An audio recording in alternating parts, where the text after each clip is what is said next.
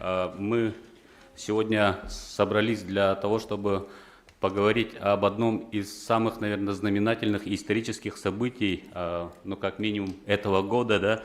Да? Наш земляк, житель поселка Уснера Ямиконского района Якутии, альпинист, любитель Евгений Кривошапкин первым из якутян покорил легендарную гору Эверест. В ночь с 14 на 15 мая он достиг вершины самой высокой точки мира, горы Эверест, высота которой 8843 метра, да, если не ошибаюсь, 48, 5 метров, да, еще. Да. Сегодня у нас присутствует министр по физической культуре и спорту Республики Саха-Якутия Леонид Николаевич Спиридонов, собственно, сам герой Евгений Александрович Кривошапкин, альпинист-любитель, и его тренер-наставник, заслуженный путешественник России, заслуженный врач Республики Саха-Якутия Георгий Ионович Цепандин, также педагог дополнительного образования общеобразовательной школы номер 12 города Якутска Галия Хамитовна Дьячковская и Андрей Валерьевич Рукавишников, оператор НВК Саха, тоже он перед вами. Ну и давайте мы начнем, вернее начнет министр Леонид Николаевич. Вам слово. Так, добрый день, уважаемые журналисты. Как вы знаете, у нас есть федерации по скалолазанию, по альпинизму, также есть и федерация туризма, да, где занимаются люди. Также они являются и людьми, которые входят в отрасль развития физической культуры и спорта. Поэтому мы сегодня делаем пресс-конференцию, и, конечно же, как сказал модератор, сегодня Евгений Александрович сделал героизм для народа Саха-Якутии и, конечно же, для развития этого вида, да, где не очень много людей занимается, но для этого люди тоже занимаются. Покорять такую высоту, которая самая высокая точка мира, да, Евгений Александрович, для нас это гордость, для народа Саха тоже, потому что это впервые. Как вы знаете, в нашей республике есть герой России, да? Есть у нас и народный учитель, ну и сегодня у нас является Евгений Александрович достиг самой высокой точки мира. Поэтому развитие нашей республики Саха-Якутия идет. Мы должны еще покорять большие результаты. У нас есть олимпийские чемпионы. Мы шаг шагом идем к улучшению результатов. Да? Поэтому я от имени Министерства физической культуры и спорта поздравляю Евгения Александровича, Георгия Ионовича с таким большим достижением, которое не каждому возможно, да, но поэтому мы, конечно, ценим вашу работу, ведь подняться такую высоту непросто. Вы готовились очень долго, вы тренировались и, конечно же, вы достигли эти цели. Поэтому мы от имени Министерства физической культуры и спорта поздравляем, желаем дальнейших успехов.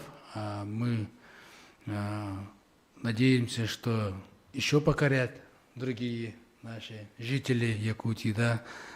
Вы первопроходцы, да, ведь народ у нас всегда ценит первопроходцев, поэтому вы уже вошли в историю Якутии. Еще раз поздравляю и разрешите от имени министерства вручить ведомственные награды. Спасибо.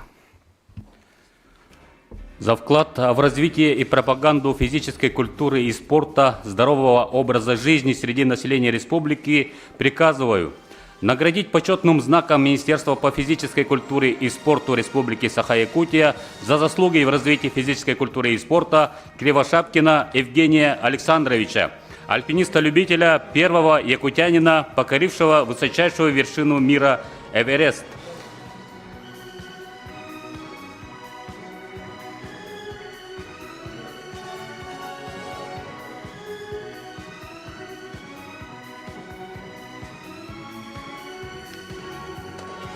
За личный вклад в подготовку Кривошапкина Евгения благодарственным письмом Министерства по физической культуре и спорту Республики Саха-Якутия награждается Цыпандин Георгий Ионович, заслуженный врач Республики Саха-Якутия, заслуженный путешественник России, тренер-наставник. Да, ну и поздравляем и слово передаем Евгению Александровичу Кривошапкину. Спасибо за награду, поздравления. Я очень рад. Вчера тоже была встреча, очень хорошая Мусхае, организаторам и жителям республики. Большое спасибо за поздравления. Да, я вообще не ожидал вот такой встречи и внимания и вот награды. А так, если рассказать про восхождение, восхождение состоялось 15 мая, 6 часов утра. Мы стояли на вершине с моим гидом Пасан Гламой, который более 30 раз уже побывал на вершинах выше 8000 метров, и подняли флаг республики. У нас, конечно, мы очень обрадовались, и у нас было, гордились гордились республикой, что нога якутянина вступила на самую высшую точку мира, 8848 метров. Да, это очень было здорово. Да. Евгений, расскажите, пожалуйста, как проходила подготовка, к мероприятию, вообще, как вот эта задумка у вас появилась, чего вам это стоило, скажем так? Это, я знаю, очень затратно и, в общем, и физически, наверное, очень сложно, конечно же. Расскажите, пожалуйста, про это. Мы задумали это давно. Сначала я ходил в горы вокруг поселка Уснера. Там есть гора Афродита. Вот туда поднялся и подумал, давайте мы поднимемся на самые высокие горы нашей республики и на самую высокую гору вообще России. Вот такая задумка была, и начали реализовать. Года 4 назад поднялись на самую высшую точку нашей республики, на гору Победа. После этого, до этого уже в 2018 году поднялся на гору Эльбрус, на высшую точку России. И после этого я решил попробовать подняться на гору Эверест, на самую высшую точку мира. Для этого мы, как я сказал, уже прошли, так скажем, этапную подготовку, когда уже поднимались на высшую точку нашей России и высшую точку нашей республики. После этого уже начали возникать финансовые вопросы, так как Эверест — это практически самая дорогая, можно сказать, гора. Да, чтобы туда подняться, нужны средства, конечно. Поговорив с семьей, у нас были накопления на строительство дома. Я вложился и пошел на Эверест. Конечно, на Эверест я 100% не рассчитывал подняться, потому что там очень много рисков, и где-то 50 на 50, чтобы зайти на гору. У нас была хорошая команда. Нашей командой руководил Оксана Морнева, там многократная рекордсменка России, мира. Она тоже несколько раз поднималась на самые высокие горы Непала. И по результатам мы поднялись на высшую точку. Да, спасибо. Ну, еще, наверное, будут вопросы, да, потом от журналистов мы потом обязательно дадим вам возможность задать вопросы. Ну, а сейчас мы услышим слова от Георгия Ионовича Цепандина, тренера-наставника. Пожалуйста.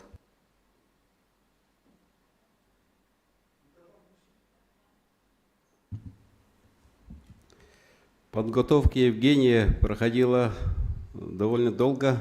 Вообще, если рассказать про историю туризма, альпинизма в республике, то оно началось в 60-х годах.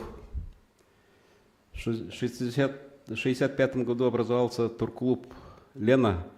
И вот члены этого клуба тогда не разделялись на альпинистов, на туристов. Все вместе было. И ходили по высоким горам. Это восхождение делали высочайшие горы Якутии Победа и Мусхая. Вот начало в 71 году на Мусхая и в 67 году на Победу. Руководил клубом Виктор Афанасьев, потом Виктор Асачий был. И вот они руководили нами в 70-х, 80-х годах. Мы ходили в категорийные походы по горам нашей республики. Потом вот, упадок был в 90-х годах, когда советской власти не стало, упадок большой был. И вот 2010 года образовался наш турклуб, новый турклуб. И вот как раз Евгений влился в этот клуб. И мы ежегодно ходим летом и зимой в такие высококатегорийные походы. До Охотского моря несколько раз ходили по высочайшим горам и нашей республики, Алтая и Кавказа ходим походы. И в этих горах как раз закаляется и физическая сила, и технические навыки, и сила духа, которого у наших Жени с избытком хватает. И эта сила духа вот как раз при восхождении на такие высокие горы, как Эверест, имеет первостепенное значение. Без этой силы духа одной физики мало. Вот. И как раз все, вот Евгений сам выбрал фирму, которая помогала ему в восхождении. И эта фирма оказалась самой крутой, и она, вот этот, куча таких обстоятельств, вот эта фирма, погодные условия, все, я думаю, что помогало от нам Дюканилар, наши духи помогали нашему Жене, и все получилось, все сложилось.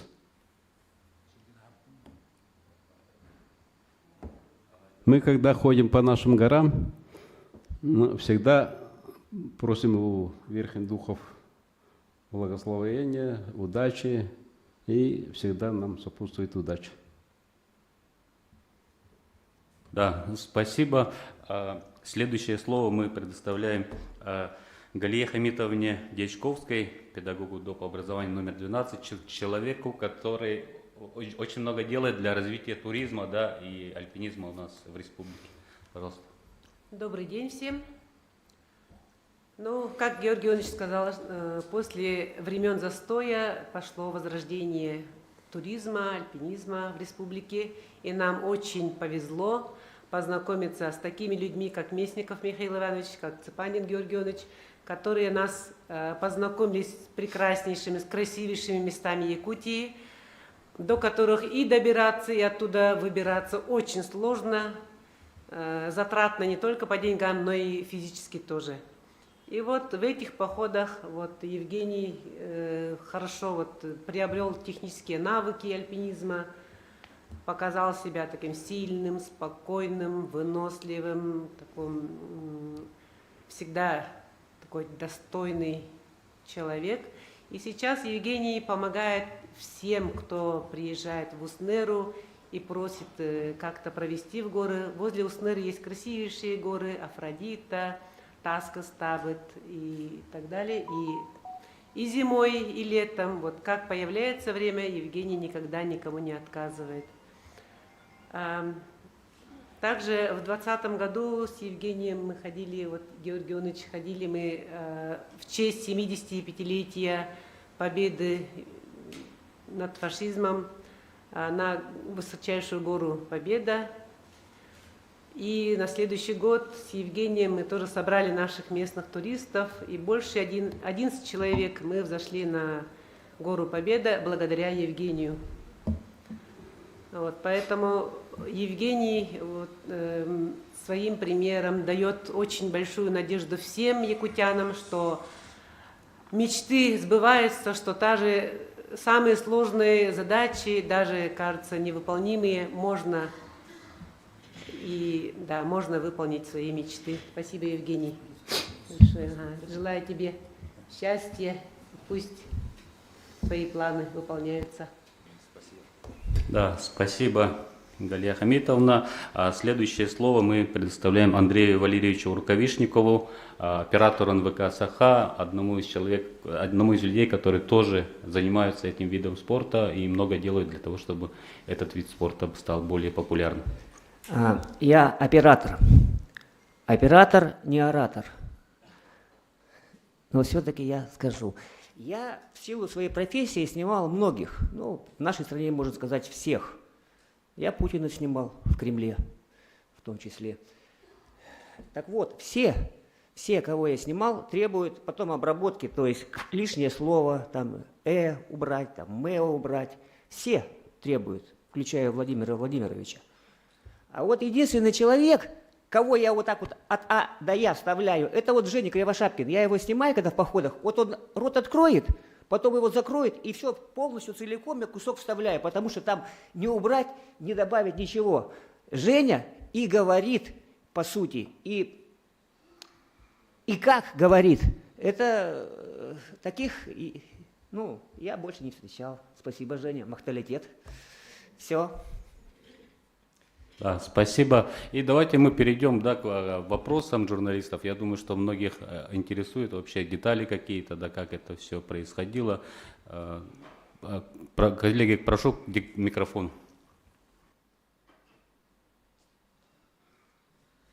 Александр, Спорт Якутии. Я с первых дней вашего похода был подписан на ваш телеграм-канал. Очень внимательно сидел, там комментировал, тоже вдохновлял. И был очень, надеялся, был уверен, что вы пройдете весь маршрут. Вопрос такой, что дальше? Вы покорили вершину мира. Дальше что вас интересует? Какие планы, какие горы еще в вашем списке, скажем так?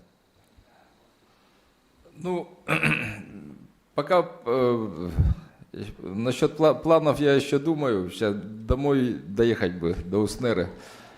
А так летом будет фестиваль туризма в поселке Уснера у подножия горы Афродита. Да, всех приглашаю. Организаторами будут Федерация альпинизма и скалолазания республики. Я думаю, будет очень интересно, да.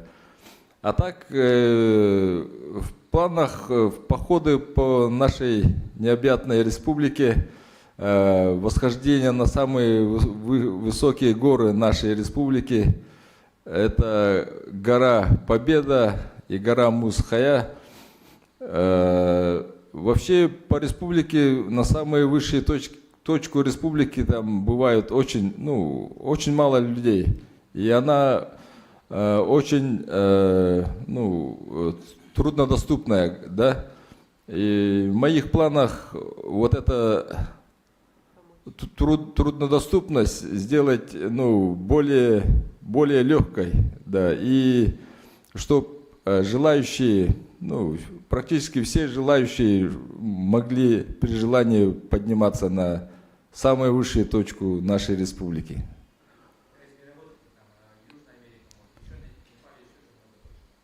Ну, насчет мировых пока планов нету, потому что там финансово очень сложно, да.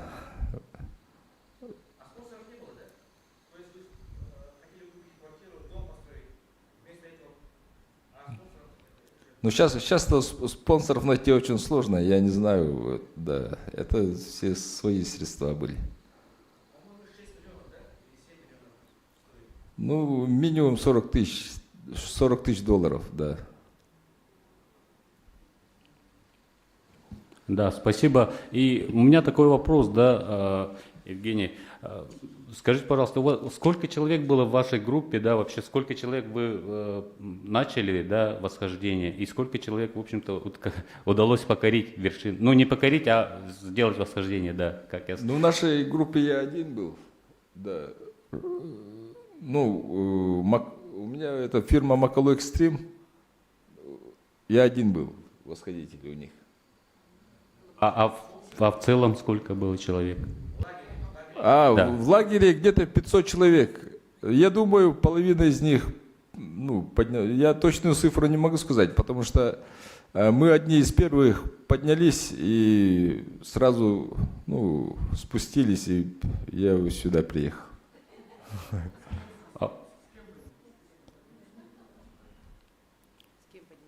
А так, россиянин был с другой группы, но мы вместе поднялись, Константин. Нас, ну, когда мы поднимались, у нас двое, я, Константин и двое гидов было. Наверняка смотрели фильмы, да, про альпинизм, про Эверест, есть такой фильм, такой, ну, страшный, да, фильм. Читали, наверное, литературу, истории, там, о рисках. В какой-то момент были или возникали ли желания, мысли о том, что зачем мне это, пора спускаться? Нет, такой мысли не было. А так, фильмы, нет, ну, как в фильмах, да. Там на вершине вообще, как реально, как в фильмах, и там в реальности выше 8 тысяч можно там остаться, да. Это очень большая вероятность того, что там остаться. Потому что у нас один был этот гид тоже, он поднялся до, ну, где-то 8500, и у него замерз кислород, да, кислородная маска, и, но он не заметил, что воздух не поступает, и где-то 30 минут или час он шел без кислорода, и резко остановился, не мог идти, оказывается, у него вот кислород замерз. И каким-то образом он вот свою маску сделал и на полную мощность включил кислород, после этого только смог дальше пойти. Но он до вершины не дошел, решил спуститься. Поэтому он, тем более, 5 раз уже на Эвересте был. И вот такой случай, он говорит, очень опасно. Чуть там не остался там. Да, Евгений, я вот вижу, у нас в зале, по-моему, ваши родные, да, я так понимаю. Можете, да, представить, может быть, да, тоже. Ну, это мои друзья, туристы, да. Да. Там, Только пришли сообщество поддержать. туристов. Да. Микрофон, пожалуйста, да. Сахаяна Александрова, турист, наш друг Женя. Еще раз от всего сердца и души поздравляем тебя с таким великолепным восхождением на крышу мира Эверест. Спасибо. Мы так радовались за тебя, молились за тебя и были прямо в таком шикарном ощущении души, когда ты поднялся. Мы прямо буквально созванивались друг с другом, общались по видеозвонку, столько восхищений, и в то же время было огромное состояние волнения за тебя. У меня вопрос, какие у тебя были ощущения, когда ты поднялся на вершину самой высокой точки мира Эверест? Я понимаю, что это было очень тяжело, но какие моменты ты больше всего запомнил? Это первый вопрос. И второй вопрос я хотела задать Леониду Николаевичу. Скажите, пожалуйста, какая категория восхождения вот на такую самую высокую гору мира? Потому что для нас, туристов-альпинистов, Эверест является Олимпом.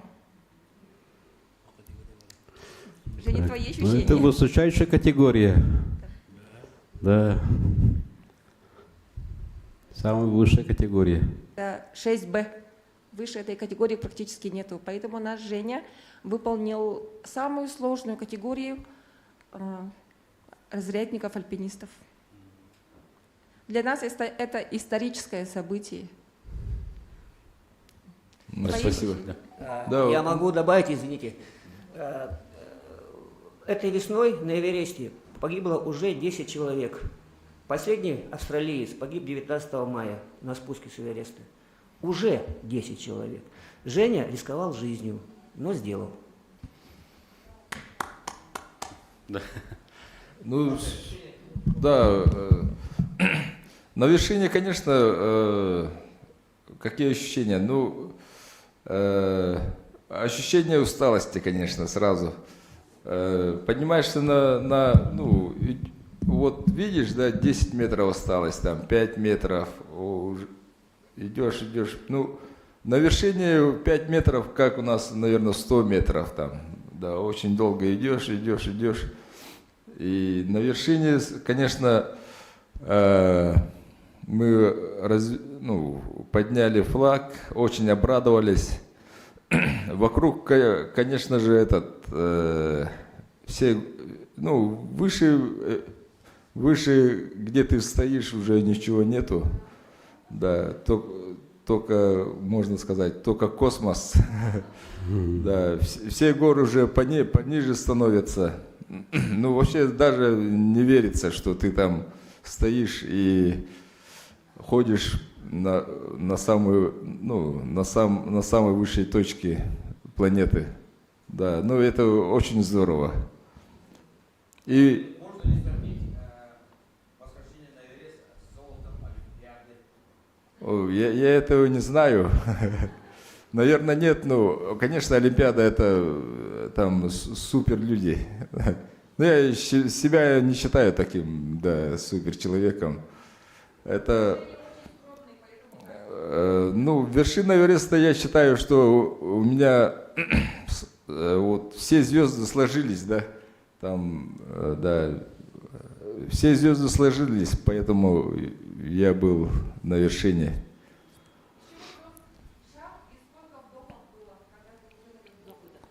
Ну, на вершине очень сложно, да. Ну, шаг и где-то 10-20, там, стоишь прямо, один шаг делаешь, и стоишь и дышишь. А так внизу спускаешься и думаешь, как это, ну, один шаг и там стоишь, дышишь. Тут внизу можно бегать там. А так наверху, конечно, каждый шаг это, ну, требует сил. Эрхан Константинов, Сахапресс. Я бы хотел спросить у Георгия Ионовича, наверное, а у альпинистов, вот любителей есть спортивные звания, присуждается им что-нибудь за покорение, ну, восхождение Эвереста? Не понял вопроса. Присваивается ли звание, спортивные звания, мастер спорта, вот это наш, заслуженный мастер спорта, вот за это. Это наш самый больной вопрос. Я вот уже больше 40 лет хожу по горам, по высоким горам, очень высококатегорийные походы организовываю. У меня третьего этажа разряда нету.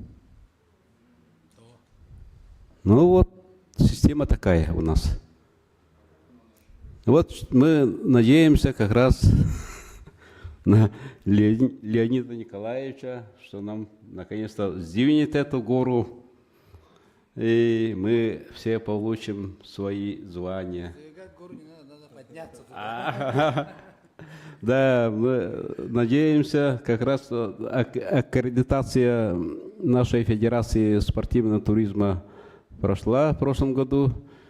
И как раз мы вот как раз надеемся сдвинется это дело, и мы заслуженные звания, там, разряды мастеров, кандидатов Да, получим. вот такое вот предложение тогда к Леониду Николаевичу. Может сделать наши республиканские такие вот мастер спорта, кандидат мастера спорта по альпинизму, по туризму именно Сейчас, республики Саха, да, сделать?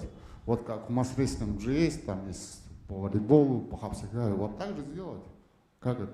Возможно такое, нет? Нет, Пулгари, потому что мы по реестру Минспорта Российской Федерации будем делать, да? Но если какие-то там, Георгий Иванович говорит, какие-то препятствия есть, будем вместе отрабатывать и, конечно же, будем исправлять, если что-то есть, да?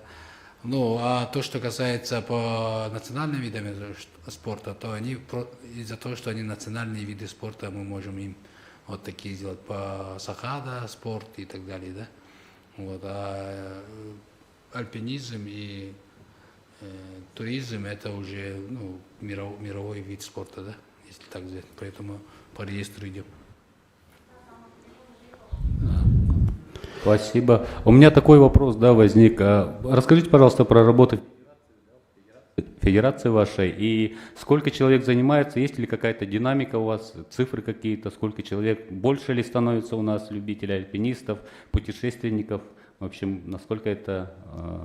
Да, с каждым годом все больше и больше начинает народ прибывать, все больше. Вот Галия Хамитовна очень помогает в этом, поставляет кадры в наши ряды. Мы ходим такие высококатегорийные походы на 2, 3, 4 недели. А Галия вот тут ведет группу, которая каждую неделю ходит, и по много народу ходят, очень много народу ходит в окрестностях города Якутска, в ближайших горах. И от них мы набираем кадры и группу, складываем группы и ходим на высококатегорийные походы. Вот система разрядности, в чем вся Россия, можно сказать, страдает от этого. Там система такая получилась, что надо в соревнованиях, как приравняли к спорту, и в соревнованиях надо получить, это первое место занять, чтобы получить какой-то разряд. А соревнования внутри республики мы не можем провести, так как мы только ходим. Одна группа. И получается, что несколько... Ну, вот категория 5 и 6 категория. А такой категории другой группы, если нет, не с кем соревноваться получается. Даже вот в Новосибирске мы в прошлом году отправляли отчет. У нас комбинированное путешествие, то есть по горам и по реке. И они сказали, такой группы в этом году нету. Вам не с кем соревноваться. И получается, наш целый год, наш труд, все пропадает. Опять надо через год. И вот так много лет мы ходим, и никак. И не знаем даже выхода из этой ситуации. Это личный деньгах, что ли? Как? По группам там, да, или там личные соревнования? Ну вот 5 категории, 3 категории, они между собой как бы соревнуются. И опять-таки там водные, горные, да. между собой соревнуются. Не, ну смотрите, вы же сказали, что группами идем и не с кем соревноваться. Но между собой же можно соревноваться? Ну, лично... Не, между собой как? В одной группе между собой, то это целая группа. Мы одна группа. Вот эту группу надо разделить на 2 части, и получится 2 команды. Как человек, да, давайте я отвечу тоже. Как человек, работающий в школе, да, с чем я столкнулась. В советское время была системная работа, была пионерия, комсомол. Все дети осенью, весной выходили, там играли в зорницу, были такие спортивные игры. Все помнят, да, кто в советское время вырос.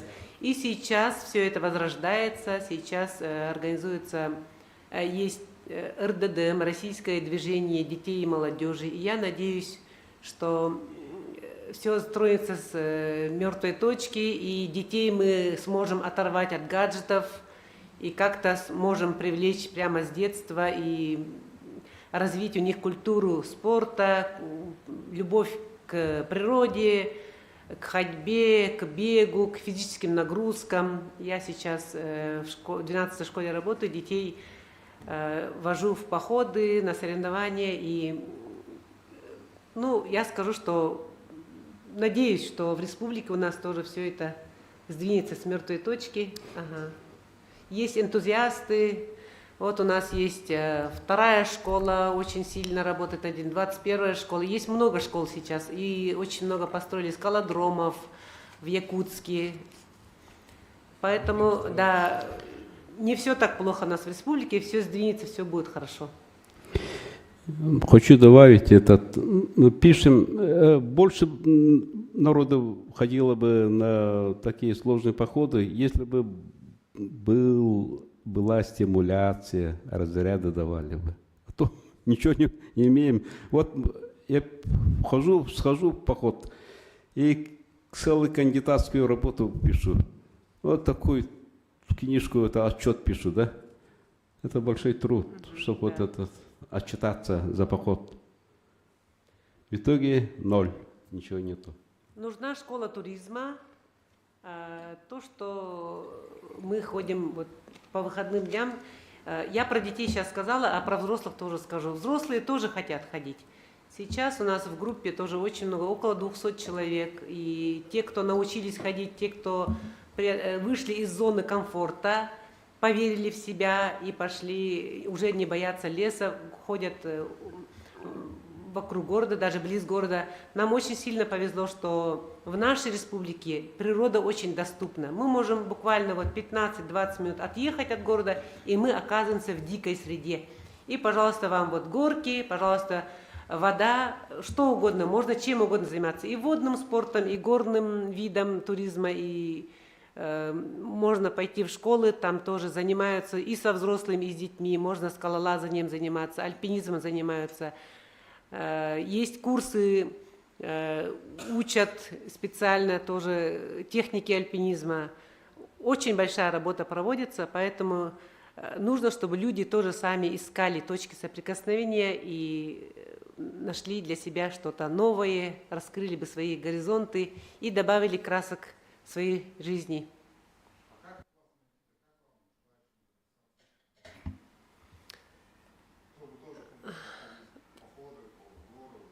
Да, у нас есть, потому что междоусобица, потому что нет системной работы. Несколько человек не могут сдвинуть с места эту систему. Мы просто как энтузиасты работаем. Есть группа любителей пеших и водных походов СОЛ, и оттуда многие ушли окрыленные. Да, можно нас найти, наверное. В соцсетях, да. 8-914-103-03-44, мой телефон. Я могу вас добавить в группу. Там можно найти людей, схожих с собой, и можно сгруппироваться, и можно выйти, да, в походы. Однодневные, многодневные. Да. Все должно начинаться с малого. Сразу в большой поход не пойдешь, конечно. Надо для этого приложить какие-то усилия, надо очень хотеть. Вот, например, просто поехать, созвониться с Евгением. Евгений всегда открыт, созвониться, поехать в Уснеру в какой-то определенный момент, договориться и сходить в горы, например. Да. В Момском районе есть у нас энтузиасты, тоже наши друзья. Тоже можем поделиться контактами. Они тоже всегда рады помочь. Да, поделиться, показать свои красоты своей родины, своей земли Момской. Они тоже всегда нам очень помогают. И таких энтузиастов, я уверена, во всех улусах наверняка есть энтузиасты.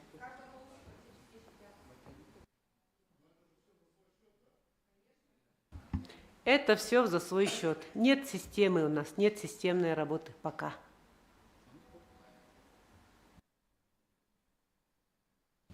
Коллеги, еще есть вопросы, да? Больше нет?